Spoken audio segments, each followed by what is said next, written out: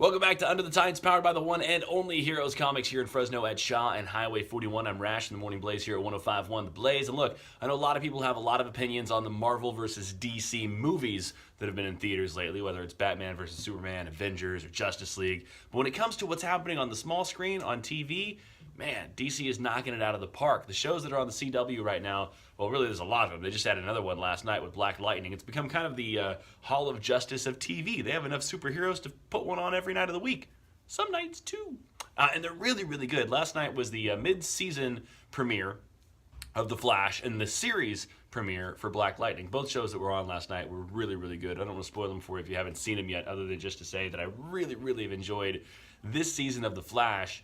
I think more so than any of them. I think this is their best one. I mean, the formula that they had been using for the last few seasons was pretty much the same kind of thing.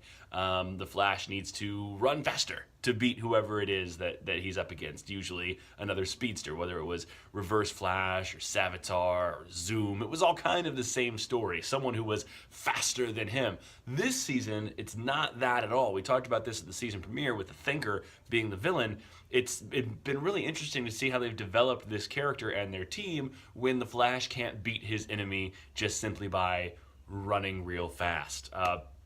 It's led to some really dramatic moments and really intense scenes when topics are more about morality and right versus wrong rather than just Barry learning some new physical skill. It really lets the show kind of build a little bit more and go in a deeper direction than maybe it has in the past. Very, very well done. And as for the season premiere or the series premiere rather of Black Lightning last night, I was really, really into that too. I mean, the first 45 minutes of the premiere episode was some of the best I've seen in comic TV.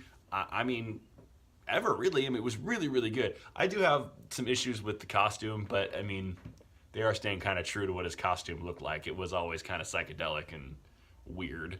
But the subject matter heavy, especially in today's day and age, very hard to tackle that kind of thing, and I thought they did a really good job. I don't know if they're going to include Black Lightning into what's considered the Arrowverse, which is kind of the current CW DC TV shows. They always have those crossovers like they did earlier this season where they put Legends of Tomorrow with the Flash and Arrow and Supergirl all into one story for an episode.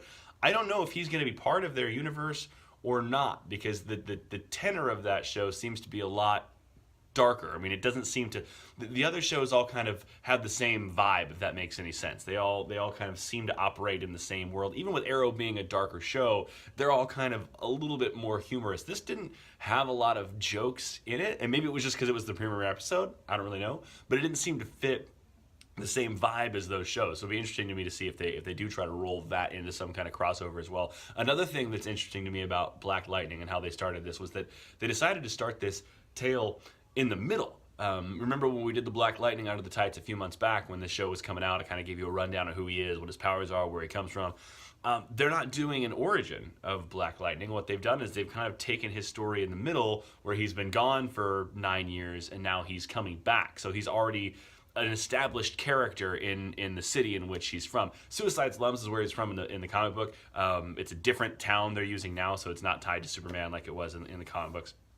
But they're not doing this is how he got his powers, this is what he does, this is how he starts fighting crime. In this, it's already been established that he had that life, he gave that life up, and now he's being dragged back into that life, which again is another interesting and unique take into a superhero drama on TV. They're doing some amazing stuff on the small screen with these DC shows. So again, I know when it comes to the movies, everyone wants to talk about Iron Man versus Batman and who's better.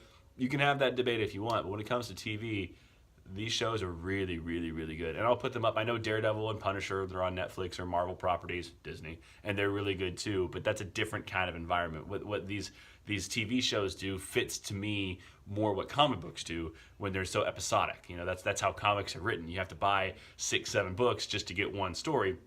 And it comes to you in bits and pieces. That's how these TV shows operate to me, and I think it's fantastic. It is new comic book day at Heroes Comics, which means you need to get down there. They got a couple new Batman books for you, a couple new Spider-Man books for you as well, and you have that Deadpool versus Old Man Logan Volume 4, which is out today, as well as a bunch of information on all the heroes that you love. You want to know more about the Flash? You want to know more about Black Lightning? Go talk to Dave at Heroes Comics.